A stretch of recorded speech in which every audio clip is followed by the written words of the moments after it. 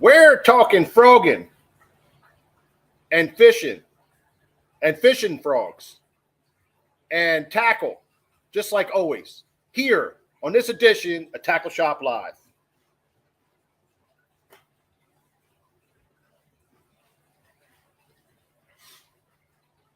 Stock my frog box. What up, Larry Shope? Hey, Robert Donahue. How are you, buddy? Michael Lazelli. Ooh, I think I got that pretty good. Ed, what's up, pal? Mike Hayer. Raymond Barton. How are you, bud? Raymond Barton. Don Roeder. How are you, Don? Hey, thanks for lunch, Don, the other day. That was fantastic and very kind of you. I appreciate that. Man, oh, man, we got a great show for you guys today. We're going to be getting froggy. Yep, we're going to be getting froggy. Talking some frog fishing. It's getting to be that time. It's coming up quick. Post-spawn's happening right now. It's warming up. I know the last 2 days I damn near died. I mean, I melted so bad it was horrible. Huh? How's that for a poker hand? Right on. So we are going to start talking about what happens when it gets hot. And George always said when the sweat's running down the crack of your butt, that's when you want to go frog fishing. And by God, it was gushering down my butt crack. In this part of...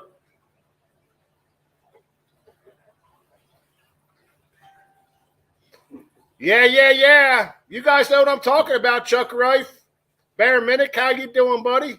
Keith Howard, Russell Fuller. Yeah, we got a lot going on here today. We got some special guests here. Scott from Virginia is here. He's in-house, watching the show in-house. He drove up from Virginia to fish the Ike tournament this weekend, and he said, we were talking to him. He come and stopped in the shop on Saturday last week, and we were talking to him. We said, why don't you come up Thursday night, man, have a beer with us and watch the show with us. You can be right in the studio, which is the shop. And he's out here filling baskets. My whole idea was he was going to shop the whole time. At the end of the show, there was going to be like 6 baskets up here as we were talking about frogs and everything. So, well, don't forget we got Ben the Buck Hunter here. And then down on the end there, we got Ben, the third place hammer cluster down on the end there. He's the guy who did third place in our Ben the Buck Hunter Summer Slam tournament, him and Corbin. And so you guys can wave at the camera. We're looking at you right now. There you go. That's Scott and Ben Cluster. And so they're here in the shop hanging out with us, on this Thursday night. We had some thunderstorms roll through here and it's cooling everything off. It's supposed to go to 60 degrees. I'm not kidding you, though.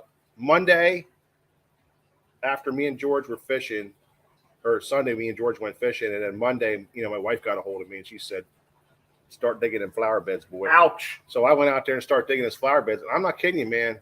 It was like 200 degrees on because I was fishing. I was working right next to my driveway.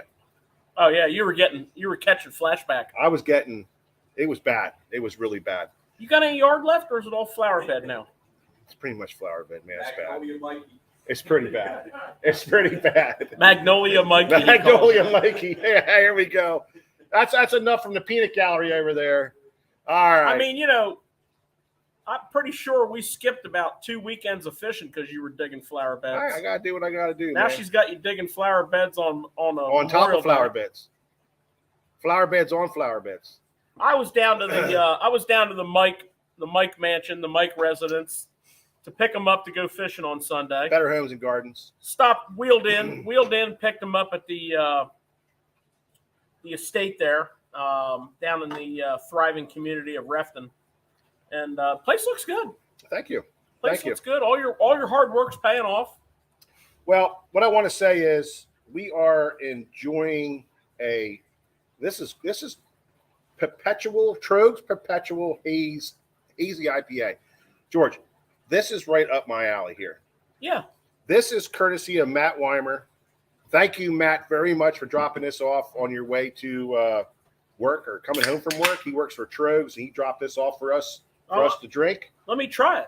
Man, I'm telling you, I had a sip right before we went on film, and it is tremendous.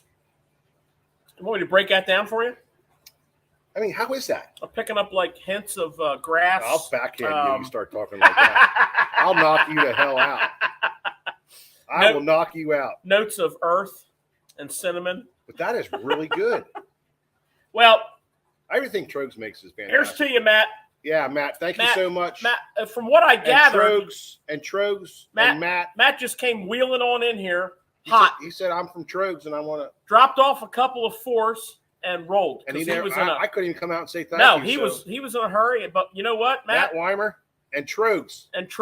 Thank you very much for the beer. We will enjoy it during our show. And this appears to be a take on Perpetual, which, by the way, it's one of the finest. You know, the beer fridge in the man cave has constantly got a Perpetual shelf in it.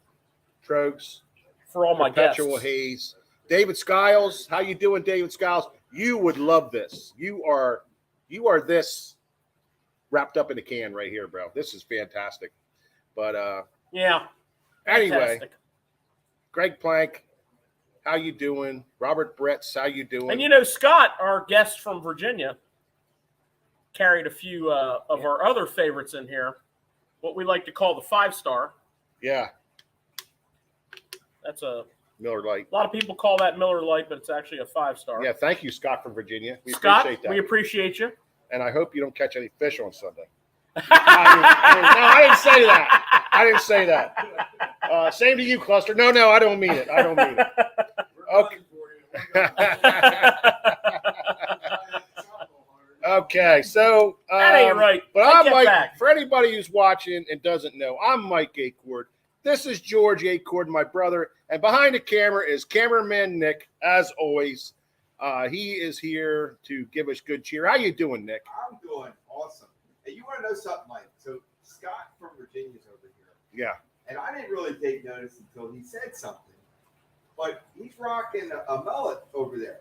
Hell yeah, he's old school, man. And for anybody that's watching right now, what angler do you think inspired that mullet? Guarantee you it's the guy leading the tournament. It just might.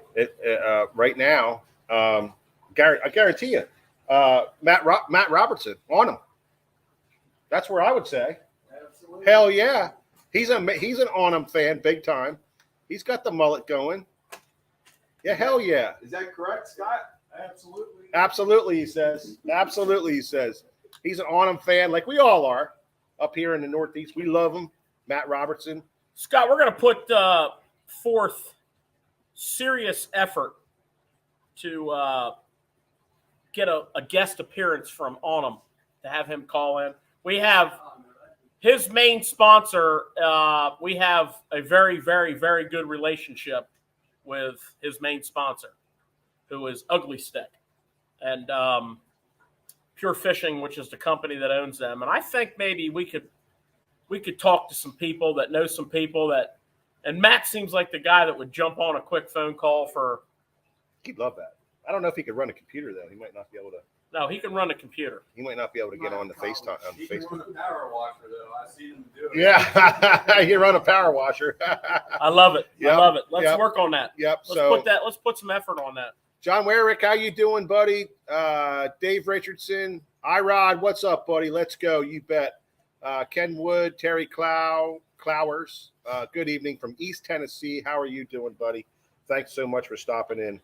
Conowinga Bass Open Series tournament starting up again June the 18th.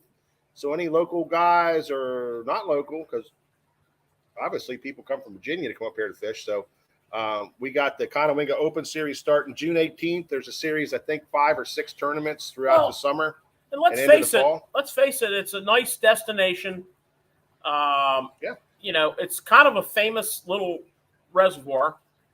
You know, been written up in the Bass Masters Masters magazine. Absolutely. Yeah. Back in the 90s. I think twice it was written up. Possible. Carl Bunch, how are you? You know, it's a nice destination, and you know, I think and correct me if I'm wrong, the first tournament's in June, and then we take a break during the hot months. Does that sound about right? We break for August, the month of July August. and August. No, they do, I think, 1 or 2 in July. And then No, I don't think so.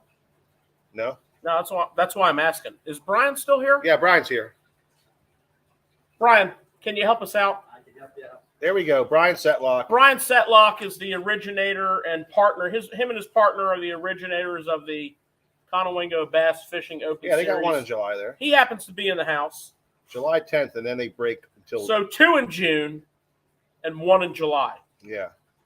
And then break until September 11th. Now, I will tell you the starting times. Yeah, a little crazy. A little early. A little crazy for us to work. Mike and I don't usually blast off till about 7 or 7:30. Yeah. They guys, let us get a late start because we like to sleep in. We're gonna get. Hey, we'll get there eventually. But it's a nice destination. It's fun. And you're fishing those first 2 in June. The fishing is usually really hot. Yeah. And then we have some really nice fall tournaments there. Yeah. It's a great little reservoir. If you want to try something different, maybe jump in a little $100 entry fee derby. Yeah, it's inexpensive. It's fun, I mean, we do side bounties at $20. You'll notice the wallpaper above the door going into the bait room. Yeah. That's courtesy of Brian. Yeah, Brian. The originator of Conowingo. Why are you over there, Brian, hiding? Yeah. He was talking smack on us for a couple of years, trying to draw us down there. He said, "All right, we'll come down, but you got to put a $20 side pot on it." So that's what happened. So, question for you and George, quick about Conowingo. For somebody that's not sure if they want to get into it or whatever, where do you think Conowingo is right now? Is it on the upswing or from a historic perspective? So historically, for me and George, we fished it a lot, really hard in the 90s and early 2000s, and then we got a jet boat, and that was it for that, because we were learning the upper river, and we were doing the bay, and George was tournament angling at the time, traveling all over the country, and so we really kind of narrowed it down to the upper river, and Potomac, and for around here to Potomac and the Bay, and then traveled to New York and some other places we traveled, and he was doing all of his other stuff up and down the East Coast. So kind of that was the deal. I can tell you this, at least in the last couple of years, it is definitely on an upswing. The quality of fish are better than ever. The bags are bigger than ever. You're getting in. I mean, we had 17-pound winning bags last year. Might have had a 20-pound winning, 19.5-pound winning bag. We had a lot of, even in the dead of summer when it's really tough down there, there was a lot of 14, 15, 16 pounds coming in during that time. So and everybody's catching fish. It's kind of easy fishing. And you really don't have to go far away from the ramp if you're worried about running. Well, and the other thing that's interesting about that particular area of the Susquehanna River, the smallmouth population over the years has slowly but surely expanded from north to south. Yeah. And now you have, a smallmouth population that dominates the largemouth population. But if you're that tournament guy that's like wanting to get on that rare but winning bite, those largemouth are there. So it multi-dynamics. It's not a big reservoir. It's maybe 10 miles long from dam to dam, maybe 11, I think it is. It's very, very varied. It has a little bit of everything. A lot of the old school offshore structure has silted in, but there's still plenty of it to fish. So my point is, if you're looking to do something a little different this season, maybe you're listening right now and you're from out of the area and you're thinking, you know what, I like to do, maybe take a trip up and fish the Susquehanna River and maybe get in a little local tournament. This is a very nice circuit. A lot of fun. We promote the hell out of it because we really enjoy it. We sponsor it, so we promote it. We really enjoy fishing it. Mike and I fish together. It's very well run. It's very minimal cost, $100 entry fee, nice payback. And everybody's cool as hell, man. Everybody's very fun. competitive. It's funny because you win a tournament, everybody's like, "Ah, man, way to go!" It's very good camaraderie. It's pretty cool. I would recommend it. I'd recommend it. They are the people that run it are doing a nice job, and we'll talk about it briefly throughout the year. To kind of dab it up a little bit and bring up the results and whatnot. But anyways, Yep. Yeah, June the 18th. If you want to get in the first one, should be Yeah, good. Should be a good bite. Absolutely. And so that's about the deal with that. And right now we want to jump into what we started the show with, and that's frog fishing. And we're going to do that right now.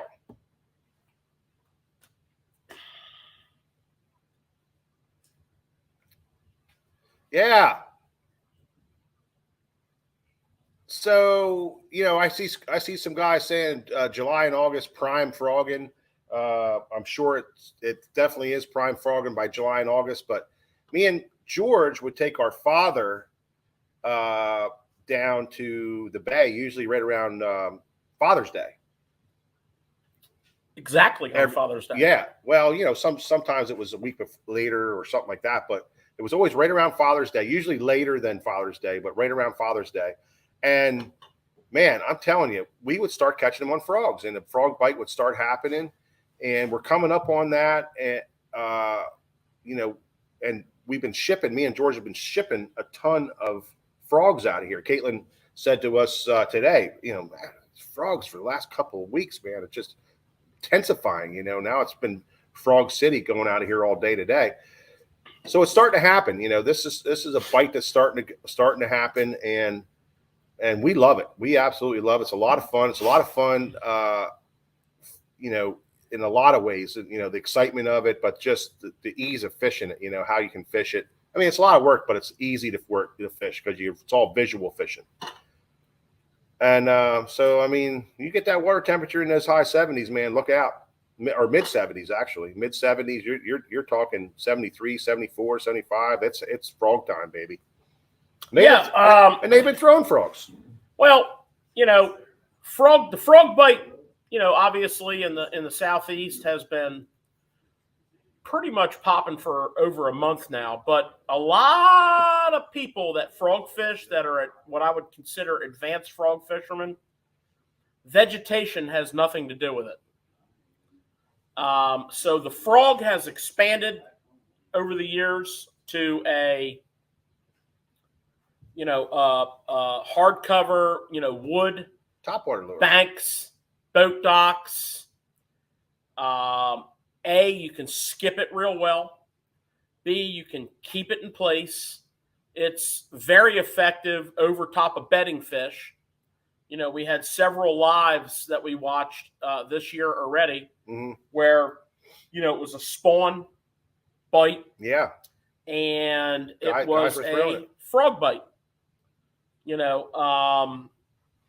So it's kind of something that you have tied on from, the spawn season through the fall. So you hear a lot of guys talk about, their frog rod. I mean, basically, you have a rod dedicated to it, and you're frogging all the time. So, one of the things that I think a lot of people really overlook is the power of the frog on, non-traditional frog type cover. Skipping cut banks, skipping to lay downs on, random banks, working shade lines, working boat docks. Because you can put this frog where you can't put a Pop-R or a Zara Spook without a high percentage of getting snagged, going in, chasing your bait back, and ruining that cover. There was an MLF Bass Pro Tour tournament not that long ago that was televised. And I'm sorry, I can't remember that. I probably have it in my notes here, but I can't remember the body of water it was on. With the frog? Yeah. And, Dean Rojas made a hell of a run. This was a predominantly a sight fishing event. It may have been Gunnersville. I don't think so. No, I don't think it was. No, it was Lake of the Ozarks. I got it right here. May the 5th, Yeah. Lake of the Ozarks. I got my notes right here. Jesse Wiggins run it. Of course, he was flick shaking. Dean Rojas was jackhammering and flipping the bedfish, and then he was running random banks With a frog. On laydowns. Mm-hmm. So he would run down the bank throwing a jackhammer, looking for bedfish. He would throw the frog on laydowns, stumps, laydowns. He had a fit constantly catching fish on that. And then he would find a bedfish and he would get his fighting frog out and flip him up. He was also using his, whatever that big bite baits, sunfish bait of his is. But anyways, Yeah. May the 5th. So the frog, the point I'm trying to make is, and every time we have a frog show, we talk a lot about non-traditional cover, right? Because traditional cover is going to be grass, mats, pads, right? And there's a lot of discussion about that. But the funny thing is that that's the place where most everybody throws it, in the pads and the grass. But yeah, that's our discussion. Well, that's it. A lot of our discussion is, lay downs for sure. Fishing those lay downs, fishing any kind of cover like that. Stump fields, I love it. Fishing around stumps, that's fantastic. So that's the other stuff. But most of us fishing around grass. That's just how it's become. And one of the interesting things about that is, and I'm gonna talk for a minute about what I call the non-traditional cover. In my boat, in my world, I actually use a lighter tipped rod for that. I don't use my frog rod to skip boat docks. I don't use my frog rod to skip cut banks, because you need tip. You need a tip. I use a medium heavy rod. I mean, I learned that from Dean Rojas. He used to, when he was sponsored by Quantum, they had 2 frog rods with his name on it. Yeah. And I'm telling you right now, the medium heavy frog rod, yeah, I actually throw crankbaits on a rod that flexes like that. I don't think it was that bad, but it was a fast tapered, medium heavy graphite rod that you could throw a square bill on. Oh, I guess you could. Well, I know you could. But the reason for that was he could put that frog in your change pocket on your jeans at 50 feet, skipping it. He could. Because that rod tip would load up. So to skip a frog, which is not as easy as it might sound, you got to have that rod tip that loads up. We have some rods back here. Call that? Frog flicker. Okay. Frog flicker. Man. I got you. That's what I do. I got you. We have some rods back here that we're going to go over. And, the traditional frog rods are going to be the heavier tipped rods. The hardcover rods, you're not going to be that good with that. You're selling yourself short. A few years ago, Mike and I fished a snag-proof frog-only tournament on the Chesapeake Bay. Awesome. And that was fun. Only throw a frog all day long. Try that sometime. And a lot of what we did was fish blowing up on bait, and you're trying to match a frog to it, and what would catch them? A little swim bait or something in there, and you can't throw it. Yeah, very frustrating. But a lot of what we did on that trip was it was a hot August dog days trip, and the grass bite sucked. And a lot of what we did was we ran into the backs of creeks. Yeah. The backs of creeks that were hairy to get into and hairy to get out of. Yep. And we skipped frogs on banks that we would flip a jig on. Yep. And we learned a ton on that trip. Yeah, it was kind of our. That was a start of what learning trip on. Hey, these frog rods suck for this. Yeah. And we backed down to a medium heavy. I like the frog with a medium. I like the frog with a heavy a Loomis rod, a fast tip, old school rod they call an MBR 844. That's what I like to frog with. But that 843, man, does that ever skip a frog? Oh, it does. You know, so it was interesting. We had to back that down. So, you know, that is something that we need to talk about. I think more and more and more all the time. Yeah. Because it's underutilized. Yep. You know, you go into a creek or a river or a lake in your hometown this time of the year, I don't care where you live. You can look at this Pickwick Elite Series tournament. You can look all the ways up the Northeast into New York. And, you know, people are flipping every tree, dock, rock. And on, you know, a busy weekend on your lake, that's what's happening. Yeah. You know, you come in, and if the bite's off, you come in behind them and skip that frog. Now, don't kid yourself. You're not going to get a ton of bites. You're going to get enough bites to keep it interesting, but you're going to catch some nice fish that would not respond to other presentations. So I guess what I'm trying to do is give you the confidence to go out and do it. It's very difficult to do because you got to make a jillion casts to get that one bite, and then that one bite's going to be a quality bite. And like George said, that's a perfect statement. It's bites that nobody else is getting, and it's that bite that they wouldn't hit anything else. You know, so just remember to mix that frog in there on a lot of your fishing trips as a topwater, back in those undercut banks, on those docks, on that stuff. On you know, trees and stuff like that. That's where you want to mix it in. What do you got, Nick? Well, it sounds too like maybe this is a good time of year that if you don't have the confidence that George and Mike are talking about, take that rod out this weekend, next weekend, or whatever. Let some of your other rods that you're confident at home. Yeah. And see how it goes. Yep. What do you have to lose? Well, I'll tell you something else. That works for a lot of stuff. I'll tell you something else. The type of frog that you choose for that, I feel, is very, very important.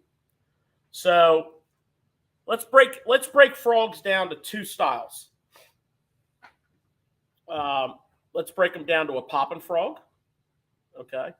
And there's a million awesome brands of frogs on the market. Yep.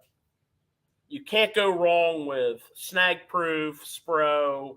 I mean, I could just go on forever and ever and ever. I like a Spro frog, and I do fish some Snag Proof. It doesn't really matter. I mean, there's so many quality frogs out there. Fish what you like. But you got your popper style. Okay, usually it's got a different profile. Skinnier. It's got that popper lip. Right. But the profile, to me, the reason I would throw that is the profile is much skinnier, smaller, type of profile. Yeah, I throw it because I can actually, you know, spit some water with it. But you also have I don't know, for lack of a better term, I call it the walking frog.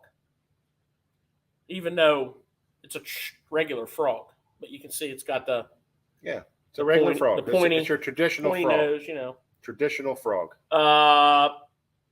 Spro calls them popping frogs and bronzai frogs. Bronzai popping frogs, bronzai frogs.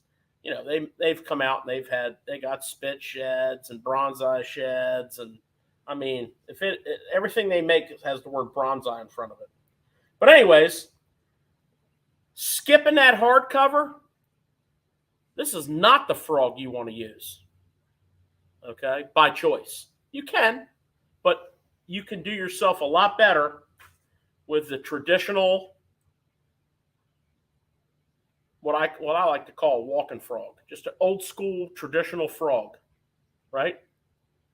So why is that?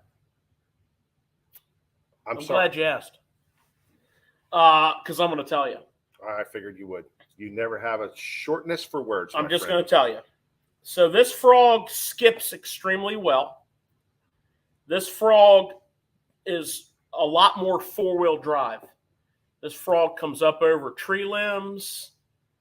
This frog walks real good. Not that a popping frog doesn't, but this one walks exceptionally well. I like to do the old common cut the one leg shorter than the other trick. This is a veteran frog that we're looking at here. This This guy here has been in many campaigns. George, real quick for your viewers, you just brought up the cut the tail. Can you explain that to them? Well, I mean, some brands of frogs walk just ridiculously easy. Okay, you take them out of the pack, and they just walk like nobody's business.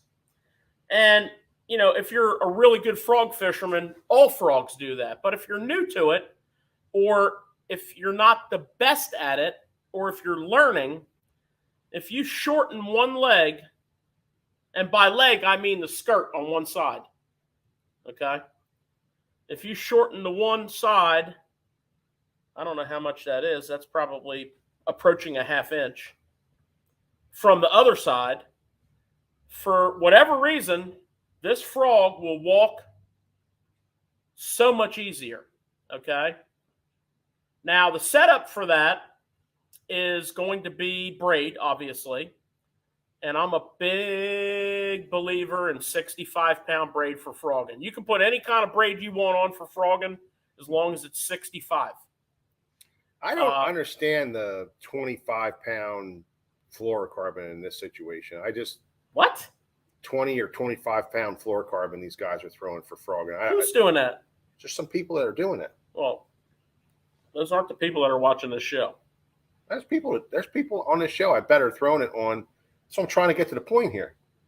You do not want to throw it on fluorocarbon or monofilament or copolymer. Even if it's 25, you just don't want to do it. There's just way too much stretching on May it. I Sure. go down the path there for a minute? I knew you were going to go there anyway. So back in the day, before there was this wonderful thing called braid, we used to fish tournaments on the Hudson River. And up on the Hudson River, they have this evil grass. It's really bad. It's called water chestnut. I mean, it'll That's stall. not grass, is it? I don't know. Anything green, I call grass. I thought it was like a. It's like a vine. I thought it was like a pad or something. Yeah, it's got a little pad leaf to it. It's got a big long vine. Yeah. And it grows dense. Yeah. It grows dense. And anybody that Chestnuts. fishes around water chestnuts, Fishing the chestnuts. I'd like to give you a sidebar here. Do not get out of your boat when it is stuck at low tide to push your boat off in bare feet. Because the seed pods of the water chestnut look like the diagram that the Fauci drew up for COVID. Only put points on every one of them little bumps. And your feet will be sliced and diced like you just pushed your boat out of a food processor that was running. And you will be in bad shape. I mean, your feet will go into a burning phase. You'll think that you need to go to a hospital, emergency type facility.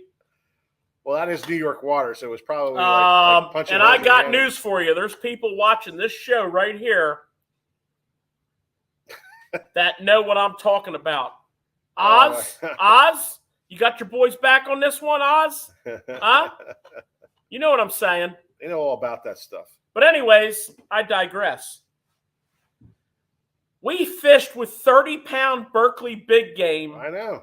On 7.6 St. Croix flipping sticks that weighed about 11 ounces with 5,500C abus. And when they blew up on that frog, we would reel down, jack them, reel down, jack them, reel down, jack them, and lose about 90% of our fish. And your partner is ready for this. This ain't nothing new. Yeah. And he's got a Johnson silver minnow. Yeah. As the follow-up bait, and he'd throw it into that hole and then reel it, and you'd catch him. Yeah.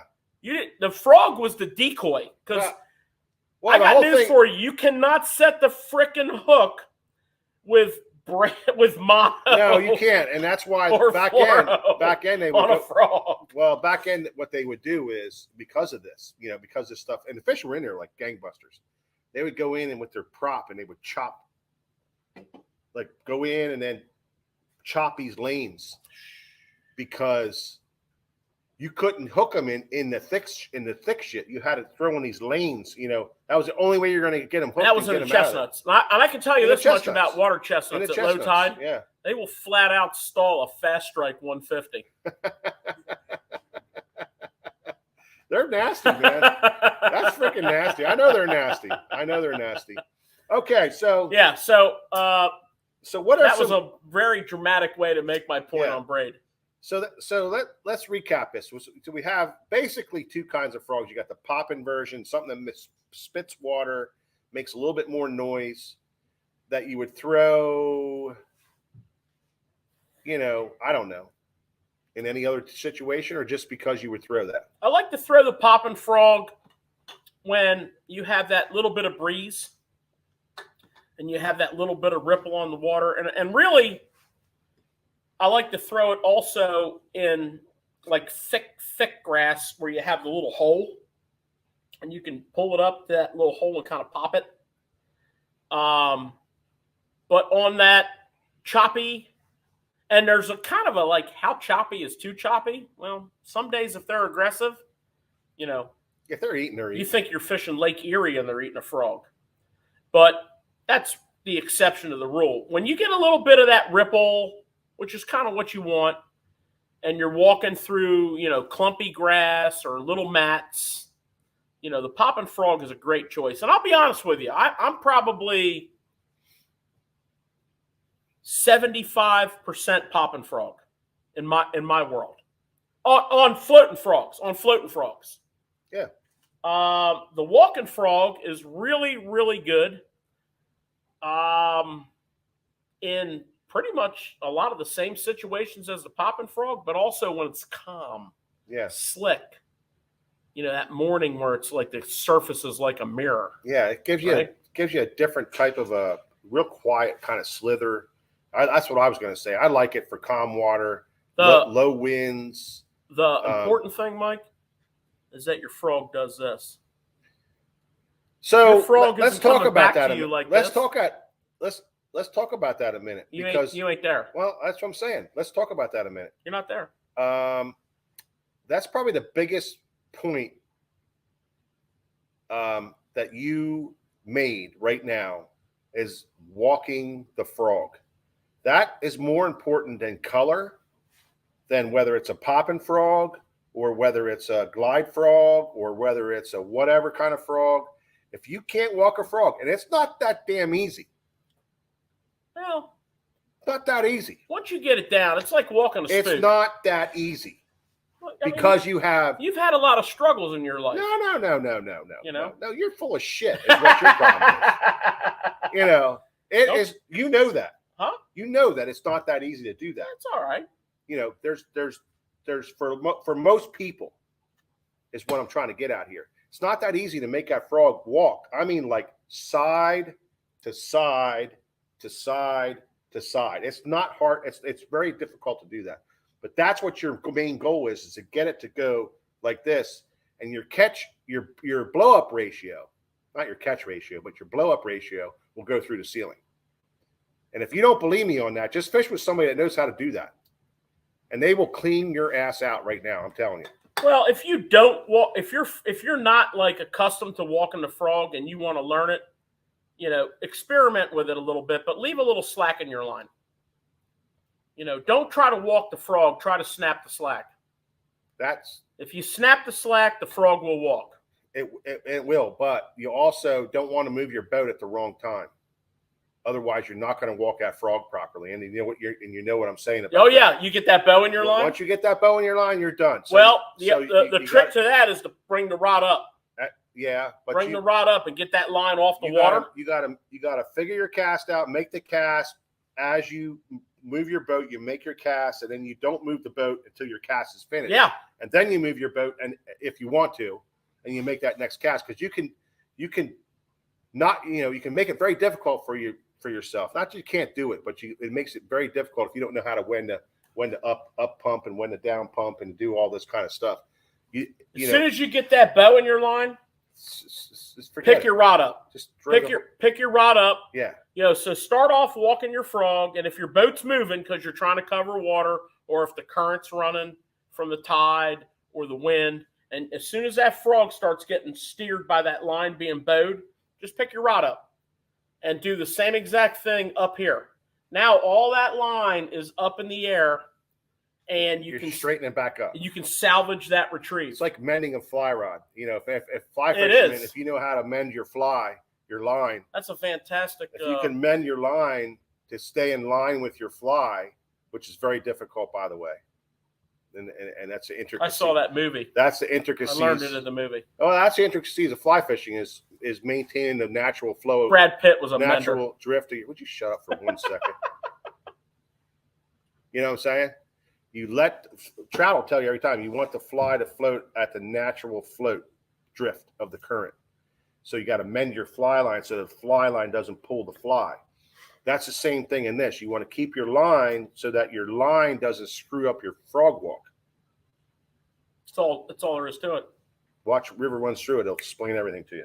And guys, I want to ask you something. So you get the frog out of the pack, whichever one you choose. Remember back when we talked about buzz baits, there was all these little tinkering things you guys do. Is there anything other than cutting, you know, one side down and the other that you're tinkering? So that's called tweaks. Tweaks. Frog tweaks. It involves this. And George is going to go into this. See that maneuver I did there? I like it. So you can greatly improve your hookup ratio on most frogs by opening up the hook. And by opening up the hook, I mean raising up the angle of this hook. And then opening the hook this way. Out. Now, you got to be really, really careful doing this, okay? You know, these frogs are somewhat expensive. And if you're not careful, your pliers will slip because this is a hardened carbon steel. Your pliers will slip and you'll ding your barb up, okay? So I like to come in here behind the barb and get a nice aggressive bite on that hook, all right? Now, I want to take this hook up, but not too much. So it's kind of like it wants to spring back every time. So you kind of watch it. And you'll see that point, like this hook over here is not done yet. This hook is now pointing up ever so slightly. You may or may not be able to see that when I compact that frog. If you look at the angle of this point versus the angle of this point. So watch the pliers. This point, this point. See that, Nick? Yep. Ever so slightly up. We'll do this side here while we're at it. And it's a really get a grip on that. You don't want that plier to slip and ding up your barb. Okay, and you don't want to go too far because it's like a pop top. You bend it too many times, you're putting weakness in there. And you'll just see that little bit of up. Okay? You don't want too much because then it becomes less snag proof. Now, you're going to grab your hook this way. See how those hooks lay on the back of that frog? We're going to open them up a little bit. So we're going to grab our hook that way. Okay? And we're going to take that out a little bit. And this is a heavy wire, high carbon steel hook. And it takes, you got to be patient.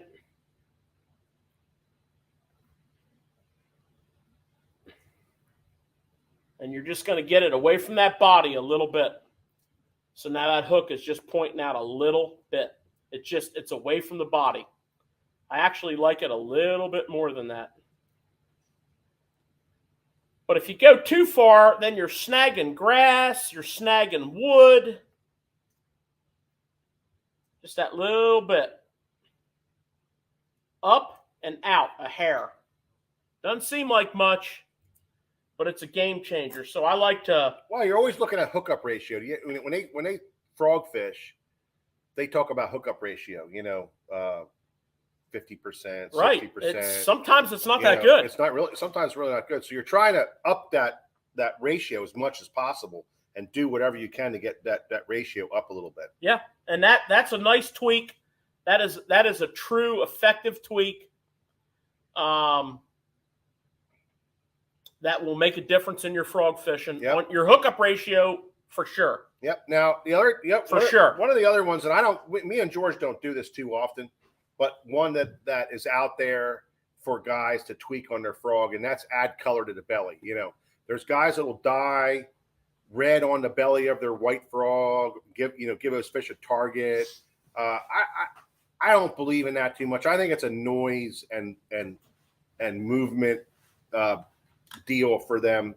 But guys, they put different color on there to give it, a target. There's guys who use red. There's guys who use chartreuse. George is writing something on here. This is pretty much the only color I put on the belly of them with a Sharpie. The Sharpie is very good at eat me tweaking a frog. And I usually write "eat me" on the belly of my white frog. No, you don't need to do that. But some guys are very colorful with it, and they believe in that, giving it a target. I think in open water it makes more sense to add some color, the reds and chartreuses and some of the other stuff that the guys do. I think you can do that a lot. But that's up to you. I never really mess with it too much, and George and I we just haven't done it. You kind of segued into a color thing there, didn't you? Yeah, I did kind of segue into a color thing, and that's another big question. What the hell color do you throw? Now, we got into a conversation last week with buzzbaits about what color buzzbaits, and it pretty much was a white or black type of a thing, and some guys were like, "Oh, it's a black period. That's all I throw." What's your deal with frogs? Oh man, you're killing me here, Smalls. So, not to sound too common, but my main two colors. I gotta get the right frog here because I'm sponsored by like 9 frog companies. I don't want to upset anybody. So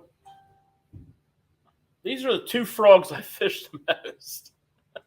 Yeah. Black and white. Okay? Now, having said that, on a good day, you can fish any color frog you want. It literally does not matter because they're just feeding heavily. But, I have 4 frog colors that I live by, and some of it has to do with the tail color. I actually have 5 frog colors I live by. I could probably narrow it down to 4. 2 types, and it has to do, and I'm talking floating frogs here, and it has to do with the tail color, and I've noticed this repeatedly over years upon years upon years of fishing. White on a sunny day in clear water. Okay? Black in all other circumstances. Cloudy day, heavy mats, dingy water. Now, there's 2 circumstances that I've encountered multiple times in my fishing life, and it has to do with bass that are extremely focused on bait fish, be it shad, be it some of the tidal waters I fish, which are white perch, be it whatever, bluegills. And yes, Raymond Barton, ZMan Frog does float fantastically, but it does play a different role, I think. So, why you showed him that one? They don't even make that one anymore. For the color. Oh. So a white leg, kind of an off-white belly, but a bright white leg. I've had extremely good success when fish are on bait, heavily on bait. When they're totally ignoring my traditional white walking or popping, or my black walking or popping, and I know there's fish there, and I put this frog on in this color, and this is a snag-proof frog. They do make color very, very similar to this. Fantastic, absolutely fantastic. It's got a little bit of what I think the key is. It's got a little bit of orange in the throat. And I really think it plays. I really think it plays in that circumstance. Josh Sawyer, we shorten the legs and we cut one shorter than the other, but we never cut them off. That you don't want to cut them off. The people that are cutting them off or cutting them super short are the Gunnersville people. Super, super, super heavy mats that fish are blowing up through, and they found that Gunnersville. They actually made a Gunnersville frog for years. It didn't have legs; it just had little spikes out the back to help it kind of walk. And that was a big thing. And then the final frog color that I have had play a major role for me when all else fails, particularly later in the season when that grass has that water filtered out real clear and fish are a little funky, and that is what Spro calls a natural red frog. And you'll notice the legs. And I think the leg color on these frogs is really key. This is a brown-black leg. Whoops. Sorry, Nick. Those people that are fishing in Florida, that's their number one color down there. And it's got a brown with a little bit of red on the belly. And I literally got to have those 4 colors of frog with me. I think on that bait fish pattern, I think that orange plays a game. So what I'm saying to you is, if you don't have that frog, take some orange spike it pen and paint the belly of your frog about half orange. Okay? Well, there's two. And you'll get that color. There's 2 frogs that I throw different than black and white. But I mean, I like to throw other ones too. But my 2 other most confident colors is the tropical colors that have a little bit more orange and high brightness in the tail. I throw this frog a lot everywhere I go. It's froze up there, Nick. That's a good opportunity for a beer. We're froze. Huh? Yeah, it just opened. You good, I Scott? don't think it was you, Nick. Froze up. Hang on.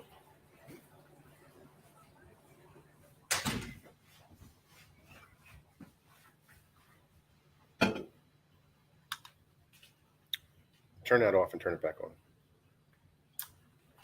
Error 404.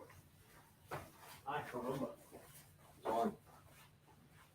I love technology. See how good that.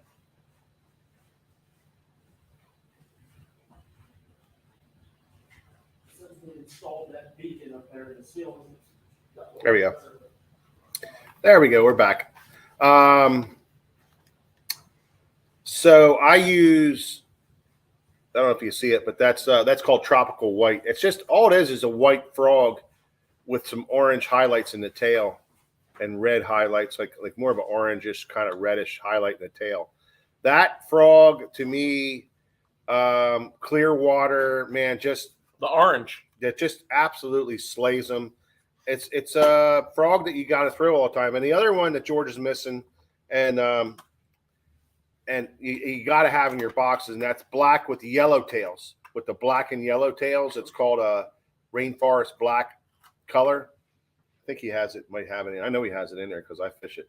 I got it in that little bitty frog. So it's a black with the yellow tails and some yellow on the belly, and that one, clear. I don't know, clear water with heavy grass. I don't know what it is about that, but that thing, I absolutely smoke them. Like for me, up at when I go to Oneida Lake, that's my number one frog on Oneida Lake. It's just a great color up there. I've smashed them year after year up there on that caught some key fish on that bait, and just a big player. So I think we got color kind of wrapped up. Then you got the other thing about color is you got yellow bellies, you got bluegill colors, you got, you know what? And George, if you look at George's box, he has some of all that stuff in there. And the reason for that is because I call those situational frogs. They're frogs that you need to throw every now and again and try them and keep them in the mix and keep them in the rotation. And because when they get on those odd colors like that, the real bright colors, the pinks, hold up that pink one there, George. You know, the pink frogs, flamingo. And, you know, some of those different styles when they get on that, you can't beat it. But it's like a bubblegum fluke. You know, it doesn't work all the time, but when it does, it's gangbusters. So you know, that's what great colors are. You don't want like a ton of all these other colors, but you need to have the bluegills. You do have to have some impact. You got to colors. have those yellows, those rainforest, those tree frog colors, and those. I think those that orange colors on the belly is very important. Yeah, I think there's times where that's very. You like it on the tropical white. Yeah. You know, I like it on that Absolutely. snag-proof frog. But yeah. it's like they're dialed into that bait fish. Yeah, but there's like the thick grass colors and the thin grass colors. There is. You know, and you got to mess with that. Sometimes those bright colors really work on those thick grass colors. And Go Gomez, how you doing? Good to see you, buddy. Nice talking to you on the phone the other day. You know what? You might want to hit spell check. I'm gonna take a moment here and talk about this because I keep forgetting to do this on all of our things, and we got a lot of people watching right now. So what me and George have been doing here lately is we've been collecting tackle for the kids from people who didn't know what to do with it. You know, they were like, I got all this stuff that I don't use, and you know, I'll just throw it away. And it's, you know, all right, just garage sale it. We're basically acting as a library collection center, and these wonderful, you know, fishermen who want to give back to the sport they love. Yeah, are bringing in fairly impressive amounts of tackle. Right. Rods, reels, baits, boxes, blah, blah, blah. And you know what, Mike? We all have it. You know, once a year you have that tackle day when you go through your gear. I just pulled a whole bag of it out yesterday when I was working on tackle. I'm like, I'm never going to throw this again. I'm never going to do this. But for these kids that don't have anything, it's wonderful. It's the greatest thing in the world. So what me and George are doing is we opened our shop up to a collection area, and then we have people like Go Gomez, which is Go Gomez friends and family, kids and family, friends and family, kids and family. Is it kids and family? It's kids. Kids and family. He takes the programs and he goes around and he helps inner city kids and clubs. But did you look at the scale he's doing? Oh yeah, he's doing great. How many events this year? He does a lot. He does 7 or 8 events a year. And this weekend he's doing one with 130 kids. He did one a couple weeks ago with 100 kids, and he did one a couple weeks ago with 75 or 80 kids. So he's dealing with a lot of kids, and he has a good many sponsors to help out, but you know, it's kids and family, and fantastic, and it's something that he does to get the kids that. And we were just talking about this tonight with somebody. You know, when you introduce the kids to fishing, they instantaneously say, "Oh, I always wanted to do that. I always wanted to do this." And that's a fact. This is going to be great. I always wanted to do it, but I have never had anybody. Well, that's what these groups are about. And Go Gomez goes around and he helps these kids. He works with these kids. He works with the family, and he gives them some tackle. So that's who we're kind of giving it to him. We're giving it to some of the local organizations around here, and any other organization that anybody can tell us about.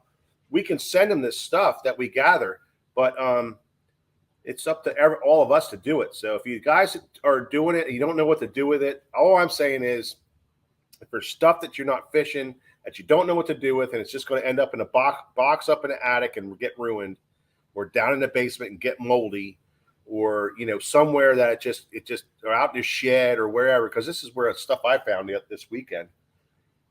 I gathered it all up, and it's here, man. I got 2 or 3 bags full of it that are just a start, just for me gathering, without even really trying. So bringing stuff in here, drop it off, send it to us. Call us up if it's a lot, and call us up. We'll send you a tag to pick it up.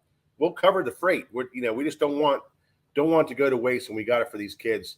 Just give us a call. We'll take care of it. Well, there's been some really nice organizations now that are bringing new kids into the sport, where maybe the mom and the dad are like, well, I don't know if my son or daughter is going to like this. I don't want to just rush out and buy it. I don't even know what to buy. Yeah. I don't even know anything. They don't. And these we'll call them mentors, the people that are passionate about their groups. That's a their good kids' word. groups. That's a good word. It is mentors. They're getting this tackle supply from you all through us, because we're like a collection agency for them. Yeah. And they're teaching the kids how to use the rod and the reel. They're putting together a little box with some baits in it for their little tournament that they're going to do. Yeah.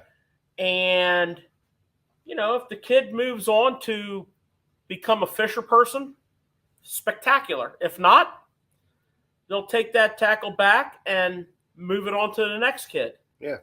And we are basically out of tackle right now. We have a little bit. We have a tiny little bit back there, and we need a pile for go-go. Apparently Mike found a pretty good, impressive sack full for go-go, but we need like a lot. Yeah. We need rods, we need reels, we need baits, we need tackle boxes, we need whatever you guys aren't using to build up our stocks, because we had 2 or 3 groups that stocked up. Yep. And we will make sure that it gets down to go-go. We'll ship it down to him. And, great work, go-go. Thank you so much. George, I want to tell you, this Trogs Perpetual Hazy IPA is absolutely fantastic. Yeah. Matt, and one more time, Matt, I want to tell you, this is so nice of you to drop this by. That is fantastic.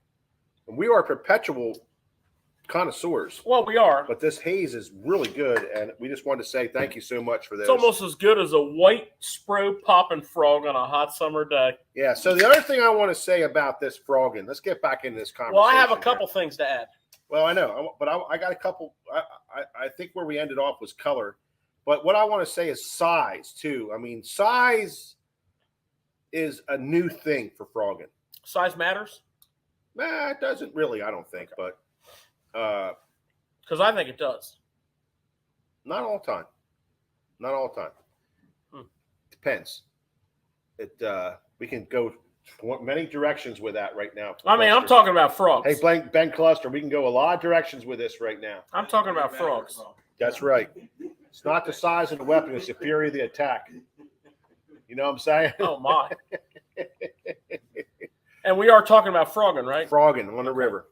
So there is a lot of different sizes out there, which is kind of a new thing since frog's been out for forever. In the last several years, they've been coming out with all different size frogs. So things are starting to give you that different approach. And what do you think about what do you think about what's your idea on frogs, size of frogs? I've had a couple of remote circumstances where this real little 50 size poppin' frog from Spro played. And I have a very weird thing I'm going to say about it. The fish that ate this thing choked it so bad that it was like hard on the fish. I know it sounds weird. It's got a little tiny, 3.0 EWG wide gap. And, it was super clear water, super high pressure, super tough bite. I use the word super a lot. and I busted this thing out more than once, and it rocked them. Okay, so keep 1 or 2 of these little 40s and 50s in your box. Spro just came out with one even smaller than this. Yeah, I know. But I got one in that pile there. yeah, here it is. Yeah. No, that's the 40. That's the one I was showing you. They have a 50. Wait, that's the smallest one. This right is there. the 40, and they have a 50 also. Yeah. Okay. So the Well, little 40's made for like even a fly rod. Well, I had a guy on here a little bit ago, and I'm sorry if I don't have your name here, but he was asking. He said, "Now, if you think I'm out of line by throwing frogs with a heavy action spinning rod." Now I'm laughing about something else. I cracked myself up. I don't think. I know you're not out of line. I don't think you're not out of line at all. But your rod needs to be heavy. Heavy enough. Heavy enough. Heavy enough. Not a saltwater rod. See, because braid totally changes everything. And for a guy who doesn't know how to skip up, for a guy who doesn't know how to skip up underneath whatever, it helps. It helps a lot. It helps. Yeah, it helps a lot. Yeah, I've actually set some customers up here in the shop over the years for spinning tackle for that.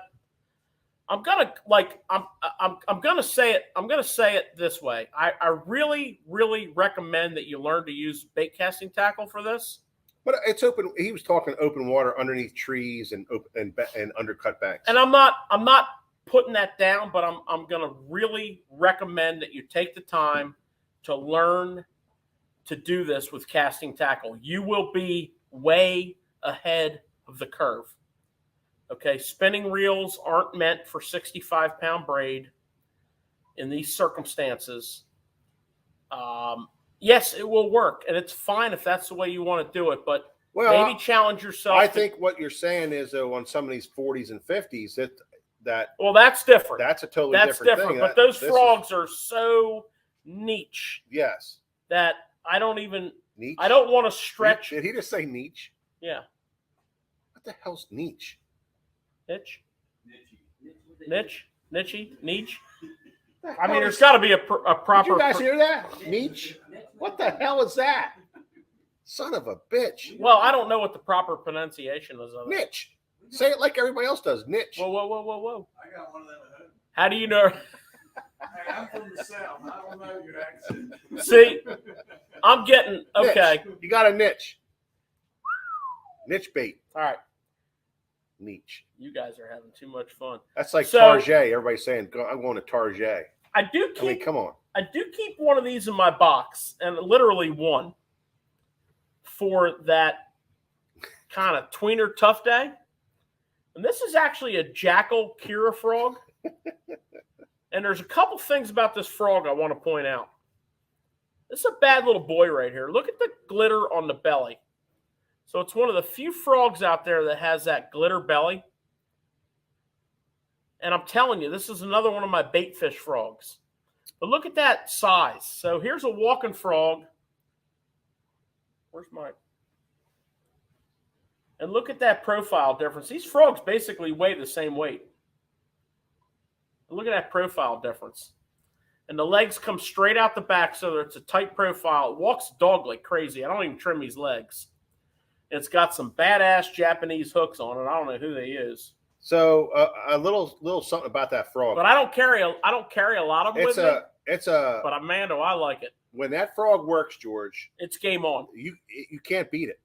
You can't beat that frog. It's the size. I think it's definitely a size thing with that and how it goes through the water. It will absolutely crush them and win a tournament for you sometime while you're frogging amongst all the other people that are throwing everything else. That's what that's the thing about that frog. It's a Kira frog. Now the only problem with it doesn't hold up well. You're gonna go through a lot of frogs, which I like. Being in the tackle business. Yeah, but it doesn't hold up well, but it catches a ton of fish. So, that's a good thing. Nothing wrong with that. Great hookup ratios. Everything is all good. Hey, St. Cress, this little frog dance is for you, bro, because you named it. Yeah. Well, we talked about that before Who's St. Cress Fred? said anything. Who's Fred? Before he said anything. Who's Fred? Fred Urbanus. Thank you, sir. It's Fred's frog. Fred Urbanus. Yeah, let's not call Fred's frogs anymore. No, because Fred left the cult. Well, He left it. in a couple of weeks, I'm going to do a preview on. See, at some point they talk about money, and these guys get greedy. They wish I know what they throw, and quietly, is they throw their old frogs. You gotta pay the bills, bro. You do. I got no problem with it. He has that nice frog out now called the what's that one with the sticky back to it? I don't know if he's involved with that corporation anymore. Well, he bounces around like a lot of them do. So what I got for you here is the other end of the spectrum. Because there is, and believe it or not, there is a time and there is a place. And I've seen this thing. King Daddy.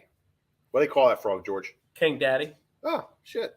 I've seen this bad boy on the Potomac River and on the Upper Chesapeake Bay make a massive difference. And I'd like to point something out to you all about it. Look at that size difference. This is a 65 bronze-eye frog. This is a 90 King Daddy bronze-eye frog. Check this out. To my world, the thing that makes this frog rock and roll is the sound it makes when it lands on the grass. I mean, it's a resounding plop. This frog doesn't play often, but when it does, it plays. So I'm not saying go out and get 6 of them for your box, but maybe have 1 or 2. All right, we need to keep moving here, and I want to get on the rods. What's really important about these rods are the fact that we did kind of touch into that. And one of the things that I want to talk about is casting distance. So you have your accuracy rods, okay, which are your little bit shorter, lighter tipped, like medium heavy frogging rods. They're not worried about distance. They're not worried about whatever. But I'm telling you, on some of these really, really pressured bodies of water like we have down at Chesapeake Bay, one of the things that we got to do is we got to make sure we can cast and get it away from the boat, because we're dealing with very extremely shallow water. Okay, George? I'm with you. And these fish, when they get pressured, can feel that boat. So the idea is to get the bait away from the boat far enough on the cast that they don't feel that boat.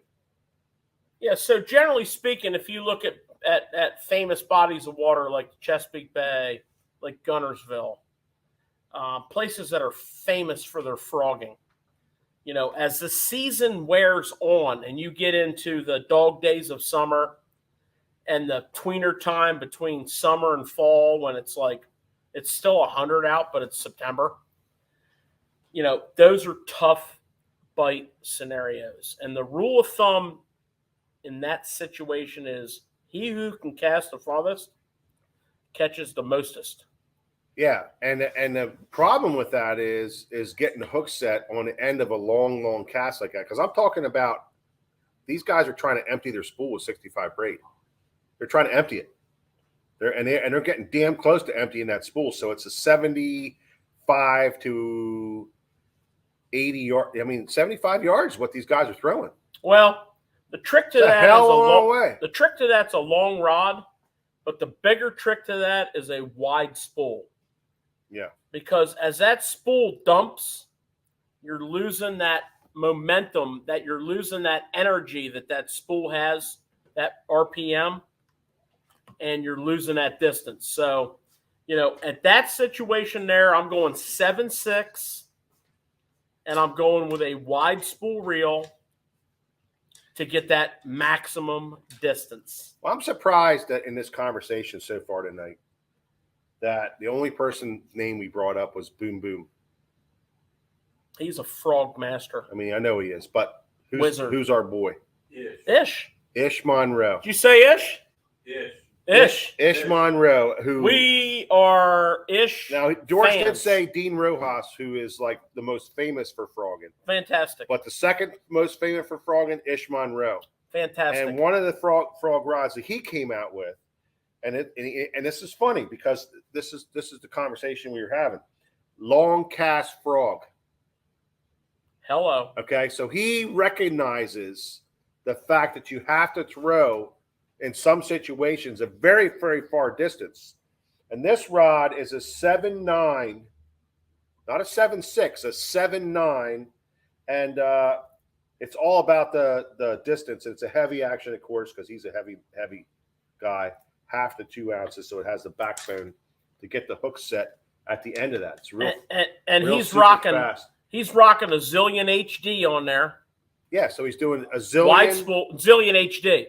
which cast 100 miles. Not a regular Zillion, a Zillion HD. Yep, cast 100 miles, has the big spool on it. He's also rocking Get the a 150 to Tula on there. And Big spool. that is, See, that concept of that spool, Mike, is when you bomb a cast, Yeah. okay, as that spool empties, that spool is losing its RPMs. You can cast just as far and your spool doesn't dump empty, you're going to cast farther. So in those instances, and we always often refer to guys that are throwing bomb cast with frogs and guys that are bomb casting crankbaits, big 6, 8, and 10 XDs. We Yeah. always refer to those guys as setting those rods up specifically yeah. with big reels. Well, they have to get big reels to get the distance out of them because some of these guys are throwing 7-11s to do this because it's just they're trying to get that extra little bit. Now that's more on the extreme side of things. Remember, he You know. who casts the farthest Yeah. catches the mostest. Yeah, but there was In that time frame, it's all based on the grass, crystal the bite, clear water, the water, pressure. the pressure, what's been going on, how the frog bite's been. So we have years like that quite often, yeah, but there's years that don't happen. Well, a place like Gunnersville, Happens every year, probably. I mean, Yeah, happens every year. So, traditional frog rods now, 7.4s, 7.3s, 7.2s. 7.2s, and then George, I love a 7 foot. he likes this 7 foot 844. I don't like it. MBR. I love it. He likes a 7-footer. Heavy, That's G Loomis. fast. Yep. But you can do it for a 7. Here's a 7.4 Corrado. 7.5 heavy Corrado. In betweener. We call that a tweener. Perfect tweener. Distance, but it's not going to break your arm in half by the end of the day. So let's talk about that a minute, George. There's exercises you can use to strengthen your wrist. Okay. I got one right here. I'm just saying. Shake week. There's, some people are saying it. You just, you work it. I just did that. You get it strengthened up. George did it too. See? There's 12 ounce and 16 ounce curls that'll get you right. So you frog for a full day and you're not prepared for it. I guarantee you're going to be like, oh my God, my hand, I can't even. You're not going to be able to walk that frog all day long. Your hand's going to Hey, cramp up. you're You not need to gonna- drink a lot of water. Look, you're not going to get this all Hydrate. day long. You're going to get this, and all of a sudden it's going to straighten out because you can't keep the timing down because you're limp wristed. You know what I'm saying? I would like to say for general purpose frogging, okay, let's say one rod. I would like to see you, those of you who are intrigued by this or need to up your game, I would really like to see you look at a minimum of a 7 foot heavy to a maximum of a 7.3 heavy. Okay, depending on the manufacturer, 7, 7.2, 7.4 heavy 7.3. right here. Victory. Yeah, 7.4 heavy. As on the top side. It is on the top side. I'm just 7.3, talking 7.3, and I'm talking 7.2. personal here. I do a ton of frog fishing, and a 7. Well, and it's just regular frog rod is a 7.3 yes, heavy. Yep. And Dean Rojas likes a 7.1 medium heavy and a heavy. Yes. Depending on open water. His isn't a 7.3 or 4. It's a 7.1. And I'm really promoting heavily 7. Yeah. And 7.2. I agree 100%. Heavy. I agree 100%. Heavy. But that same rod is so multi-purpose that when it's not frog season, you got another flipping rod. Or Carolina rigging. Exactly. Or pitching. Exactly. Swim jigs and heavy cover. Exactly. I mean, you got it for all kinds of stuff. I like to frog with it. So I don't frog in the winter though. Some guys down south are probably laughing at us now, like, oh, we don't even screw around with no damn short rod like that. We're 7.7, 7.5, 7.7, and you're right, because you got different type of grass than the Northeast people. So absolutely. Some of you guys that don't have all these big grassy lakes are going to be more around the medium heavy side, and you guys down south are going to go bigger, badder, stronger. That's just the way it is. That's what you do. So we understand that. So we're just saying about our area and what we do. It takes a lot of grass for us to go to a 7.6 or a 7.5.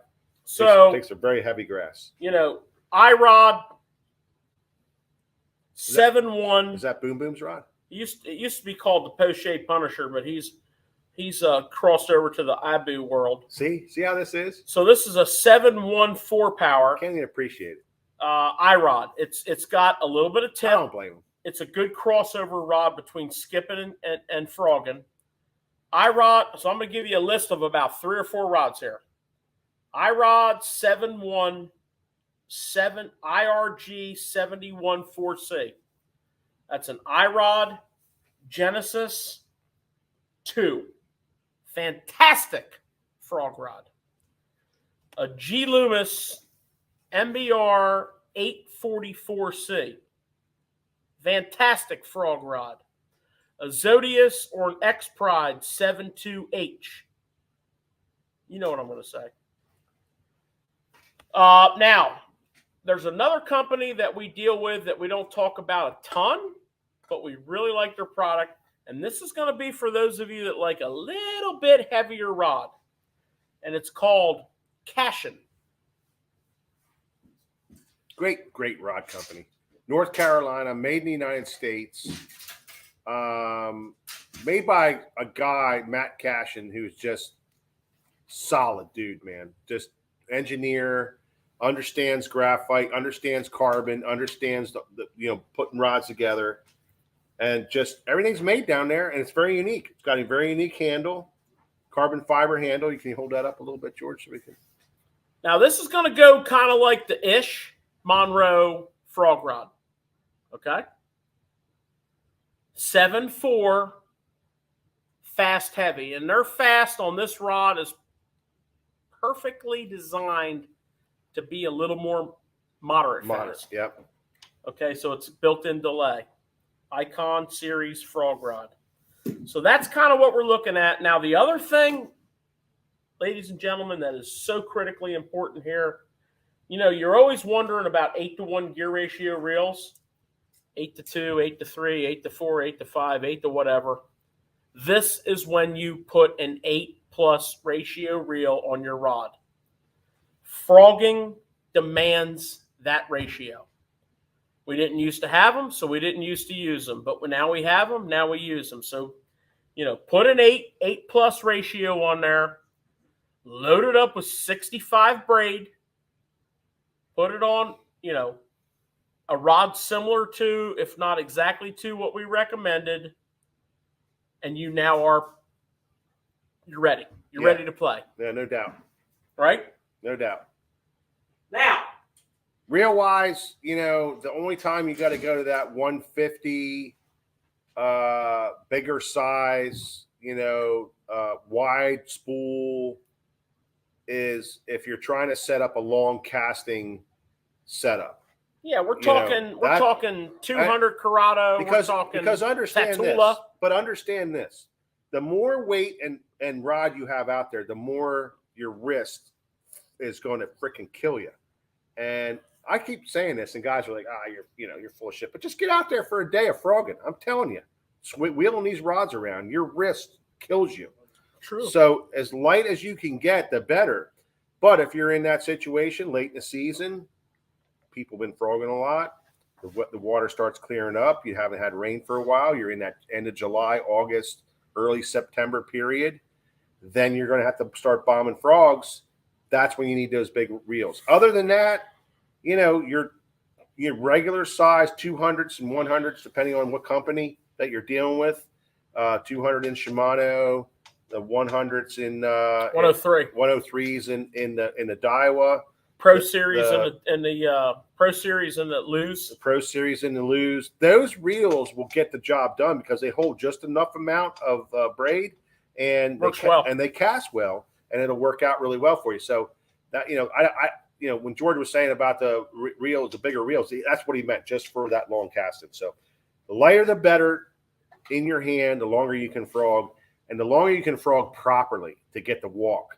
Because I'm telling you, when your wrist gets limp, you will not walk that frog the way you need to walk it, and that happens later in the day, right, George? Yeah, absolutely. You need to have, if you're going to frog all day, you need to have your game right. Now, cameraman Nick, I have a question for you. What do you think about winding frogs? I like to call them winding frogs. I like winding frogs, and actually, I call them toads. There you go. Yeah. Well, it's expanded. Yeah, that's true. It's expanded. Well, I was going to ask you, because in front of you, you have a frog with some flappers on. You got some blades. It's very interesting stuff. And you know what I say? Damn straight. And over in your tackle box area there, you have some different types of frogs. No, you're not. What do you think about it, Nick? What do you think about it? I actually, this time of year, the post spawn, I really like. I don't know what you're going to call that type of frog on your. A horny toad? Yeah, that's a toad. I like. That's a toad. I like that. Yeah. So Nick, there's been some changes in the world. For example, and these guys aren't the first ones to do it. I mean, I got one over here in the box that's probably 10 years old. But a kicking, floating, wind it, stop it, wind it, stop it. This is a Spro flapping frog. Nice and soft, good collapsion. Is that a word? I mean, guys right now, guys are saying, why would I want to throw that? That frog right there is a weedless buzzbait. So why would I want to throw that over top of when I have the trolling motor on a fairly high pace, and I'm covering large acreage of grass looking for a blow up? So you're covering water with that thing. I'm winding my frog. And I'm going to agree with George on that. I believe if let's say you're going to Potomac, wherever, and where there's a concentration of bass, you can slow down and use those frogs we talked about in the beginning. But if you go down to Potomac, the flats, whatever, and you're not sure where they're at, I'm getting that frog that George just showed, and I'm moving water. You get on some of these bodies of water,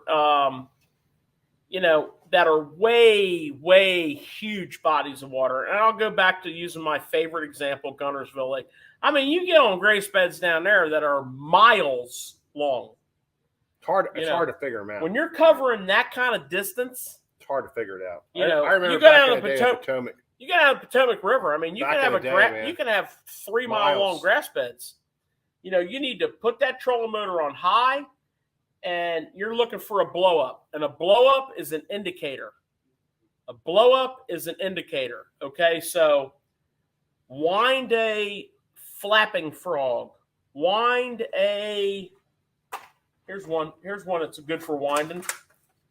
Wind a bladed frog. Okay. You got the blades. That's pretty awesome. Right there. Wind a bladed frog. Cover water.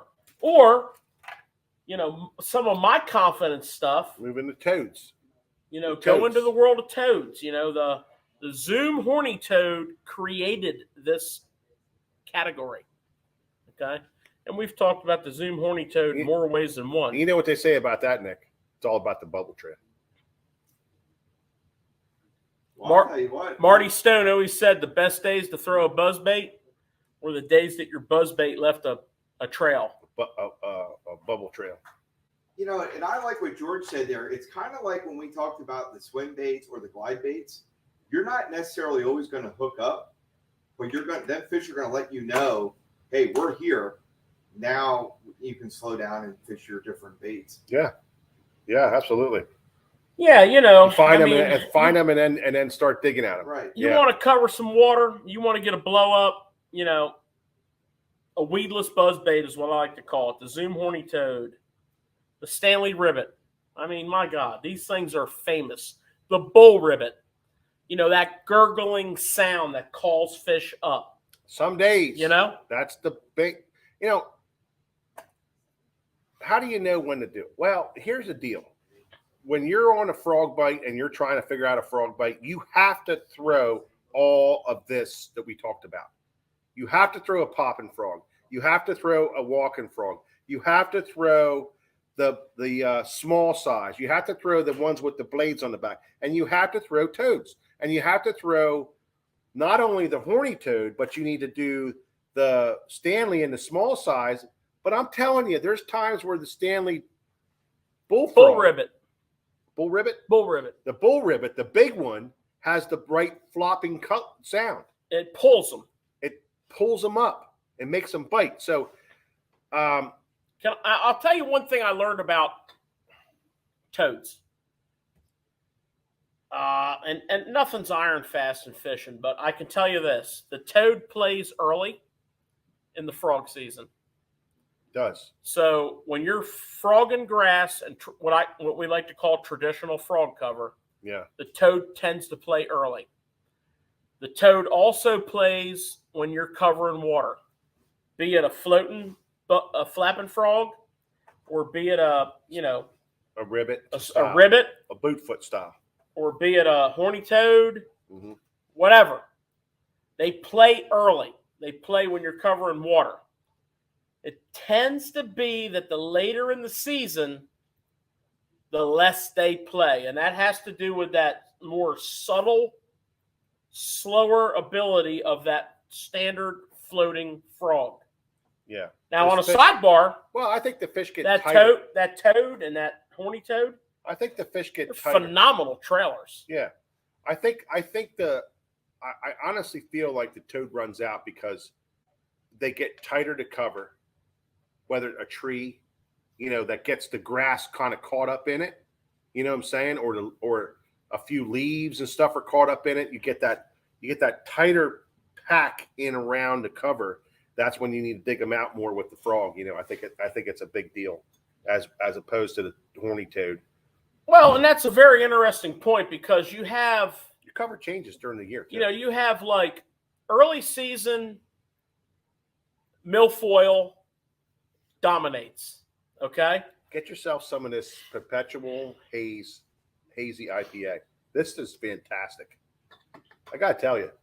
Just want to bring that up, George. Yeah, it's great. I loved it. But early season, that milfoil is what you're looking for. You're looking for strips, bands, clumps, what have you. And that earliest frog bite, you might not even have quote unquote a mat. But you will have a canopy. And that toad, that winding frog is a great way to go. We're not quite there yet. In our area, we're just about there. There is, and Mike kind of alluded to this, there is many other phenomenal frogging options in the way of cut grass that mats up by the wind. Or all these guys out there with trolling mirrors running around that grass, man. Or in the fall of the year, piles up somewhere. Leaves. Yeah. Right? Yeah. Leaves blowing into corners of docks. Just saying. They're also phenomenal flipping targets, but that's for another day. I caught fish. Man, are they ever good frogging targets? So I really think, guys, the moral of the story here is start frogging early and frog often. Yeah. You know, May through October. Yep. Or if you happen to live in the southeast, you know, your frog bite's probably well into November. I've actually, in the Northeast here, I've actually caught fish on frogs in warm November weather. Yeah. So tie your up frog, fish it every single time you go out. Yeah. You'll learn a lot. Your frog box will get full. And, you know. George, this is a question that I got earlier today when they knew we were bringing up frogs. Years ago, you always heard about people putting in rattles. Oh, yeah. Are you guys doing that ever? Or we used to. I think we used to do that more years ago. We used to take rubber worms. Yeah, we would take a piece of worm, one or two rattles. Yeah. We'd put all that inside the frog for weight. And what that does is it makes that frog sit a little lower in that mat. It ruins the freaking frog. It's not good for the frog. It's not good for the frog. You know, but we stopped doing it instantaneously. Well, we couldn't afford, you know, buying like deep 3,700 Bass Mafia boxes full of frogs. Yeah. It was like but yeah, made complete sense. Now that we're freaking floating around Pimp Daddy style in the big old Chevys, you know, we can afford lots of frogs. I don't think so. I don't think so. It's the problem with that whole concept is I think it's a deal, but they need to do that from the manufacturer. It makes that frog ride lower in that It does. mat. It gets it a little heavier in there. They need to make a frog that is called the rattling frog. So Gets down a little deeper, you know, a little ass heavy like this, gets down in there. But I'm telling you, bro. Let me ask you boys a question. The freaking water gets in them quick after you start messing with them. Do you guys like to fish the cheese? I don't like the cheese. Never liked the cheese. You know what I mean by the cheese? I don't like the cheese. Yeah, I haven't been that successful in cheese. Well, in August and September, I don't do good at cheese. that tweener time frame, you know, when the options are go fishing or I go smallie fishing. Cut the grass. Well, you know, not everybody has the Susquehanna River in their backyard. I don't like the cheese. You know, you got to get on that cheese. And the cheese is a different game. Okay?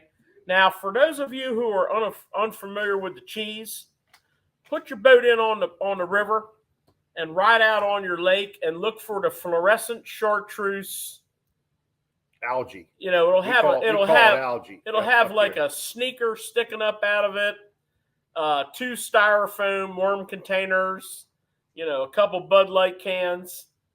That's the honey hole. Okay, the best spot of cheese I ever found had a NFL Eagles Nerf football stuck in it. You know, and there was a giant that lived there. But you know, the cheese requires, you know, a heavy, because if you throw a standard frog on a cheese, I mean, that's like it just lands on top of the cheese and just you wind it back in. You barely leave a trail. You know, You guys know what I mean by the trails when you go down there frogging. Absolutely. You know, and you see like 98 trails in that grass bed. By the time you get there, you're a little late.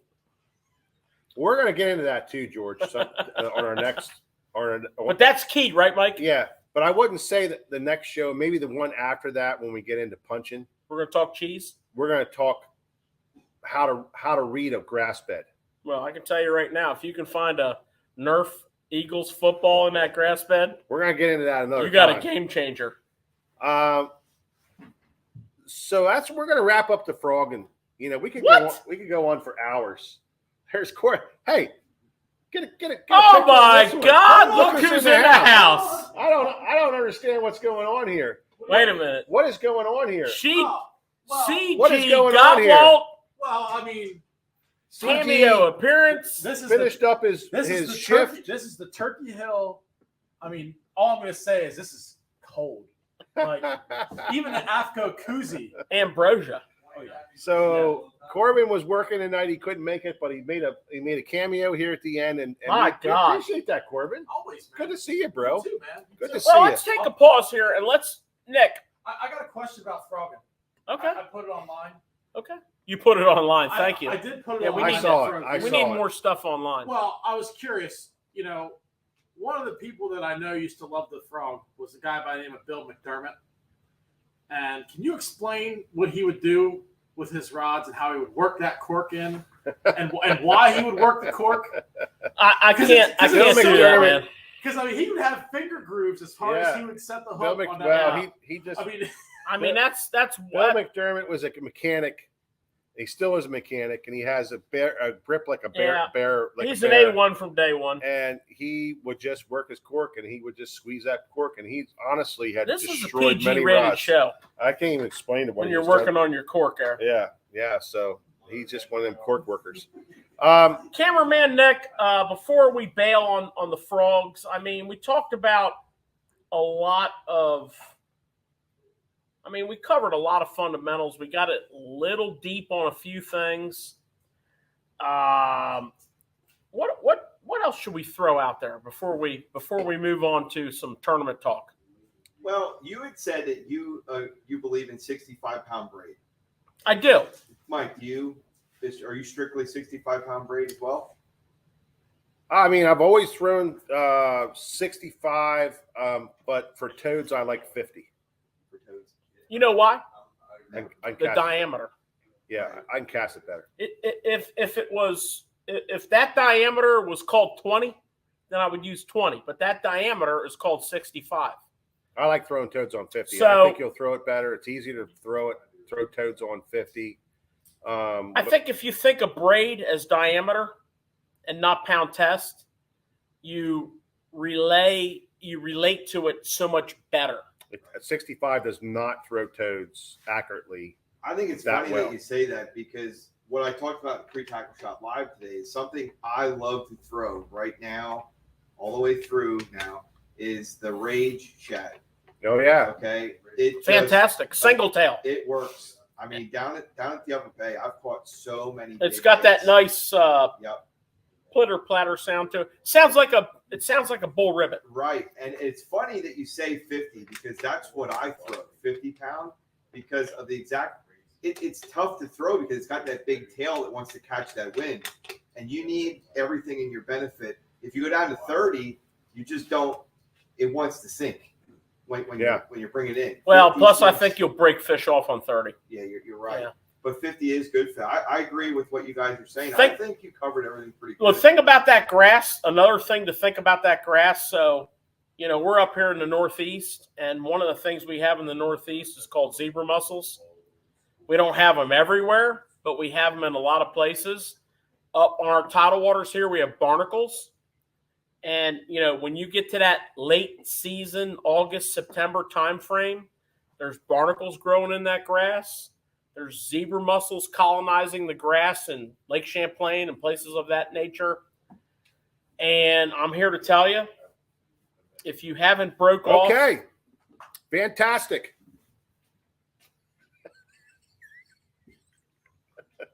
I love it. Let's go. Let's go. All right, so we're going to cut this short here, George. We're going to kind of give you a quick rundown of the tournament. We're going to break this tournament down next week on this show because we got a lot to talk about. There's a whole nother way of fishing that these guys are doing on this Elite Series tour. So here we go. We're going to talk a little bit of tournament talk.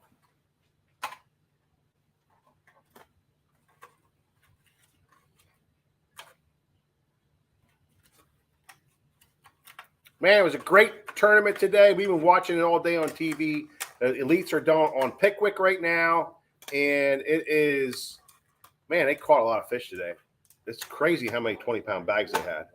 Yeah, it seemed a lot better than what they were predicting. It did. Everybody was kind of like, sandbag like they always do. Always sandbagging. It's unbelievable. The bite's off. It's no good. Blah, blah, blah. Okay, here's a 22-pound bag for you.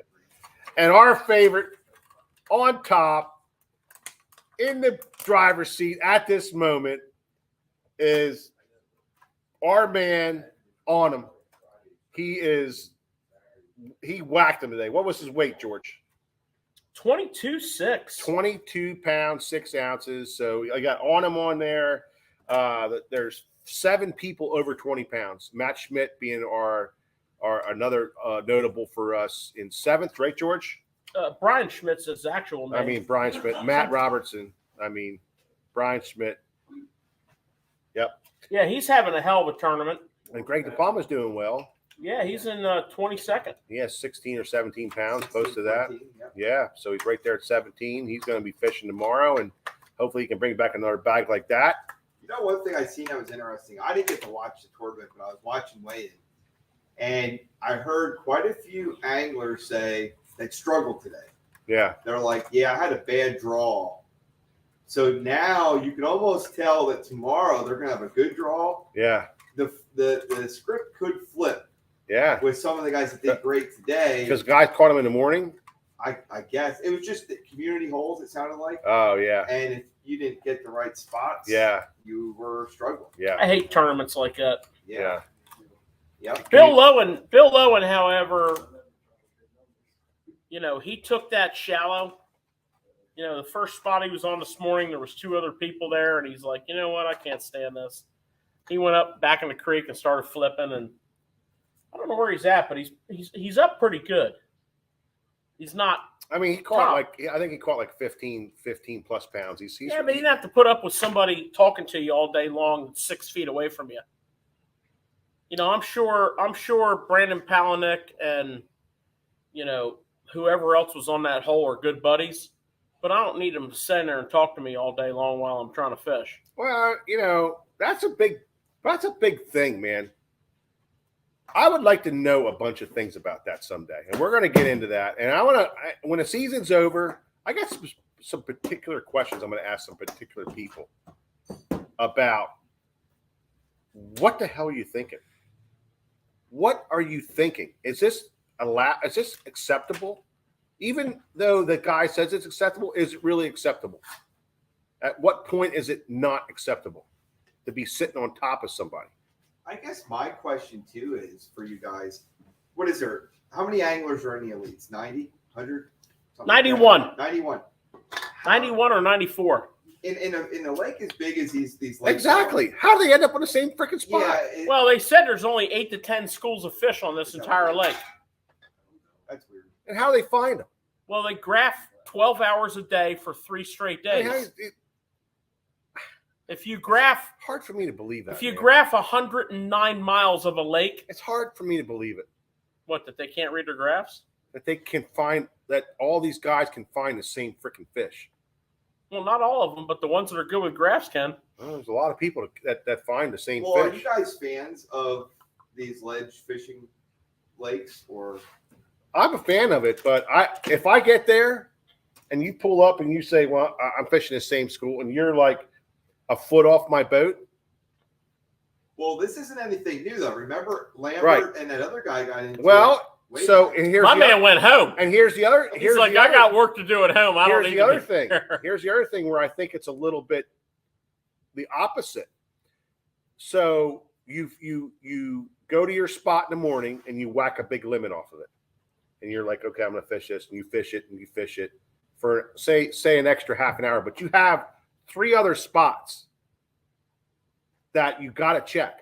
You have to leave and check them because they could have that fish that put you over the top. So you have to go check it. So you go and check, you go and check, you go and check. Takes you 3 hours. On the 3rd hour, you come back and there's somebody sitting on that spot. Yeah. How do you handle that? It What- almost seems like they're just getting used to that's the new way of fishing. What? But how do you handle it? I don't know. How do you handle it? Do you handle it by saying, hey, you weren't here, take your ass down the lake? Or do you say, hey, you can go look at all the video you want to look at. I was here in the morning. I had to check my spots, and now I'm back. You move over, pal, because I'm here. It almost seems That's the question. from what you're hearing from live, Absolutely. from Is it right? Yeah, that's right. How would you answer it, though? Me? Yeah. I'd kick the trolling motor on 112 and turn hard left. I I think there's discussions we don't see off the water. There is. I There has mean, to be. So here's my take on Has it. to So be. Palaniuk, It happens all the time. and Pipkins were fishing side by side on that spot. Again, There's no possible way he was with that Cook last night- last week. they didn't say, look, I saw you here in practice. I saw you here in practice. We found the same school of fish. We're better off working together than working apart. That has to be. Now what they you've do. got a blocker here. You got a blocker here. You got this school of fish. And that's exactly the way it goes down. I've been in that situation Not always. more often Not than I always. care to. Doesn't always go down like that. I have a very good friend that didn't go down like that for him. He left and came back. He was there. Look at the Okay. video. That's not what I'm talking about. I'm Look talking at about the video. I'm talking about you pull up here. I'm going to take the left side. You take the right. Okay. Now it's going to be really hard for somebody else to pull I in get there. that. I get that. But when you leave, hey, I'm driving down the lake. what are you I'm going like, to do? I mean, how the hell can you fish a freaking tournament on a lake that's 10,000 goddamn acres? Have a spot and you can't freaking leave it. All right, so I want to put you. You in a put situation- 20-something pounds in the boat and you can't leave it for 3 hours to check your other spot. I don't understand that. But And Mike, you know what I'm saying? Let's say there's a spot where you think you can catch 20 pounds. Now, was that guy watching this guy catch that 20 pounds and moved up in there? Well, that's what I was going to ask you. Exactly. If I see you and George fishing this spot with your boats, do these guys just pull in and say, hey, I'm fishing here no matter what? Hey, that's a tough. Well, I mean, I agree with Jeff Riddle. You're always going to have the bent pole pattern, right? It's everywhere in the world. It's worse on the Potomac than anywhere in the world, I think. Bent pole pattern is where you set the hook, you're fighting a fish, and you hear this, and here he comes, right? Yeah, but that's different than if you start on an area, catch a limit, and decide you need to go check another area. Now, you left, okay? Now, here I come down the lake. I'm like, oh, great. One of these areas that I graphed out is open. So I pull in. And then you come back and pull right up next to me. At that point in time, it depends on, did I see you there in practice? Can we work this out? But if I ask you to leave, you leave. And if that person leaves, that person believes that. That's an itchy situation, man. That is itchy. That's an itchy deal. I see fights tomorrow. I do too. I see it. I saw it at the last tournament. I mean, these freaking people think they own the goddamn lake. You know what I'm saying? Well, here's another I'm sorry. aspect of that. If 10 other people can work together on a spot, then you need to learn how to work together. And you need to say, listen, okay, I was just here. I got 22 pounds in my box from this spot. I had to check these other spots. And I'm back and you're sitting on my spot. Did you see me? Whoa. What? Not your spot. How do you There's no know? sign there. How do you know the guy didn't see him catching him there and slid? Oh shit, he left. How do you know he didn't? I'm going to slide up in it. Well, how do you know he did? So at that point, I'm going to say to you, listen. We need to work together here, pal. We're going to rotate between here, here, and here, and here, and we'll just keep rotating and we'll work together, or we're going to have a problem. Yeah, it's a little aggressive. George, what did Riddle say? Riddle said, Mike, you can't expect to come back and take your spot back. Correct, Mr. Jeff Riddle? You can't, because you left. I didn't know you were there. That's bullshit. Oh, That is solid bullshit. okay. That's solid bullshit. I'm coming back, bro. I am coming back. Can you put like a buoy out with your name Is on that it? what you need to do? Is that what you need to do? Or can you work together like 8 other people work together on that same body of water? Yeah, but what if it's a one cast deal? I'm saying, why can't you work together like 8 other people did on the same body of water, or be a dick? You know what I mean? I think you're getting a little aggressive. No, I'm not. I think that the right thing to do in this situation is work together. But You know, what's going to be a problem? what tournament was that, cameraman Nick? Which one? With the guy from Oklahoma, and you said it earlier. Oh, that was. I just know That was an FLW tour. FLW, and he just went home. Who was that guy? Lambert. Yeah, Yeah. Jason Lambert. So what'd he say? And the guy from Oklahoma, and the Yeah. and the last day of the tournament, they found out they were fishing the same spot. They were this far apart, and the guy from Oklahoma was there first, and Lambert pulled in, and he's like, "This is where I've been fishing." I was like, "Well, I don't know what to tell you. I'm here," and it was literally this. So how's that? What kind of etiquette's that? Well, you know what the guy from Oklahoma did? Yeah. He said, "I got plenty of work to do back at the farm." He pulled the troller. Was he the one winning the tournament? He was. Yeah. So that's what I'm saying. 100K. So why was that guy allowed to stay there? That's the only time you can call it. So what happened was, I'm talking about day one. Right. I'm talking about day one. Wow. So you find fish, you catch 22 pounds. All right, I got to stay here the rest of the day.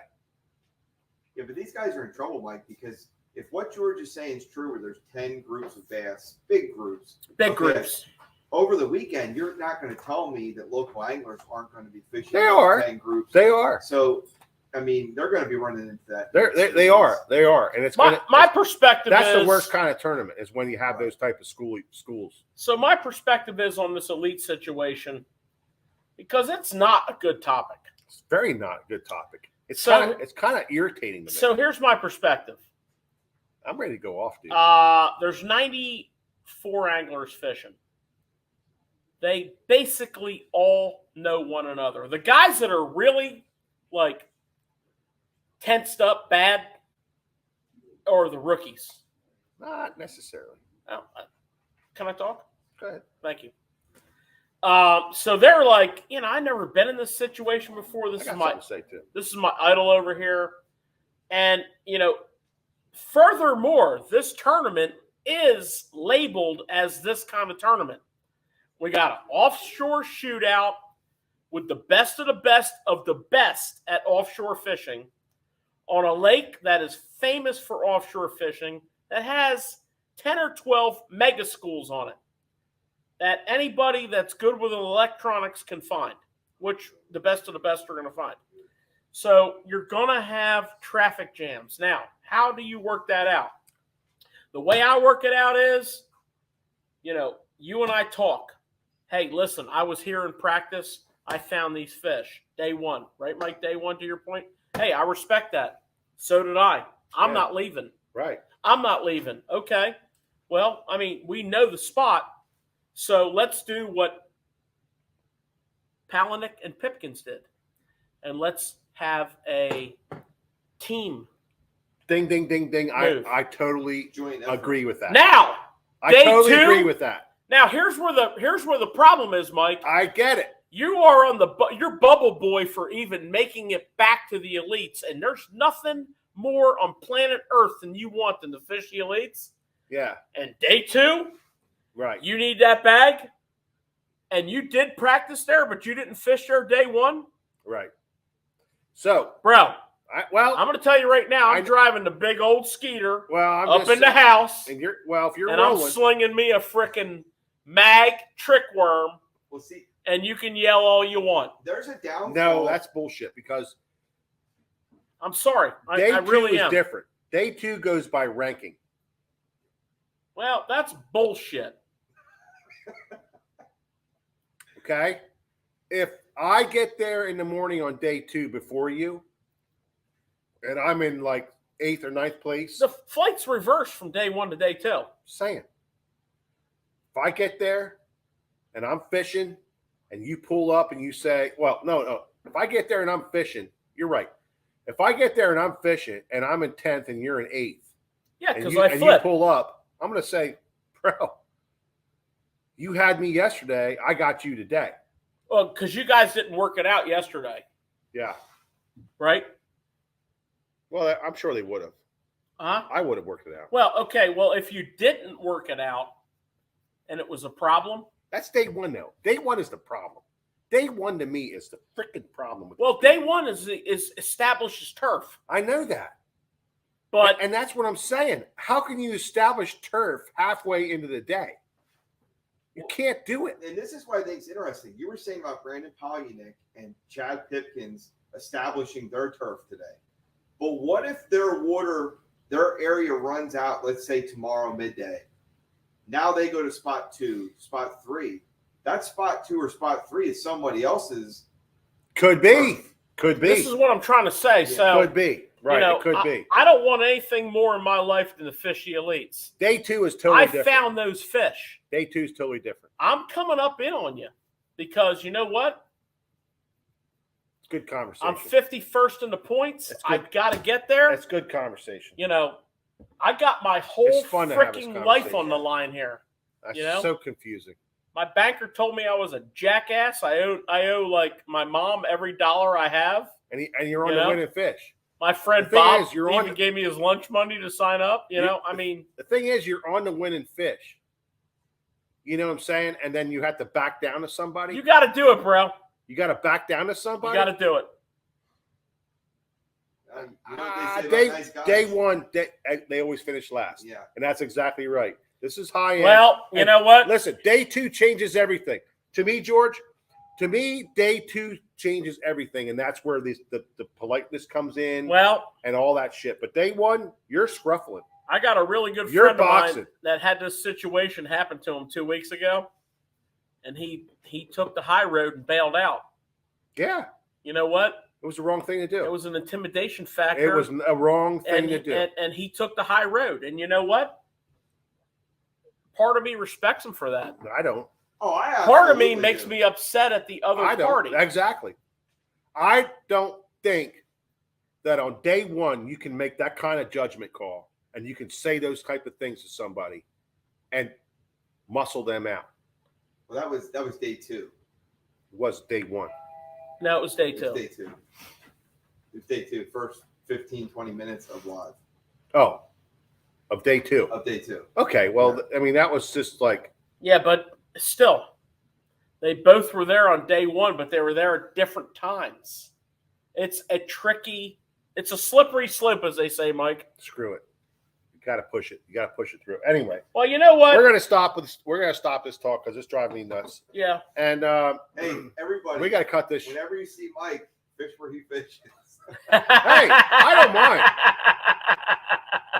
Honestly, I don't mind. I'm not like some people I know who gets really irritated when people come close. I'm going to tell you 3 key factors here. If you have paint on your skeg, you don't fish where I fish. If you have a skeg, you don't fish where I fish. If the people at the prop shop down in Richmond, Virginia don't know you on a first-name basis, you don't fish where I fish. Listen. So come on, pull up on my We're going to cut this thing short. But before we go, what you need to do is you need to go to Instagram and you need to go to TikTok and say, I want the frog, and like it. You got to like it and do all that kind of shit. What else would they need to do? Comment? Yeah, just go on. I like the frog. I want the frog. I want the frog. Yeah, go on. I like or I want the frog. YouTube and Facebook on this video. Say, I want the frog or I like the frog, whatever Mike said. And we'll put you in there and you get a chance to win. We're going to send you the launch frog. We're going to send you the Scum Frog, brand new Launch Frog series. And we're going to have a drawing. And which, by the way, Scum Frog, which has been purchased. Go there. Instagram. These people are doing good work. TikTok and Instagram, it doubles your chances to win this. Fantastic. And guess what? Me and George are going to throw some other stuff in just to make it interesting. Of course. So it's not just the frog, and everybody's going to go, I'm not going to do that for $6 frog. It's going to be a lot more than $6 frog. That's a really good frog. Hey, this is a great frog. It's wonderful. Go to That's a Lee Livesey frog. Instagram and TikTok. Not on these formats, although we love you guys from Facebook and YouTube. You guys are the greatest. We love you to death. We do. We just need to get that other stuff going. We need more involvement out of Instagram and TikTok because we love you guys there too. And that's it. That's fun. That's the show. Thank you so much. Appreciate everybody. Man, we'll see you next time on Tackle Shop Live. Thanks for stopping by.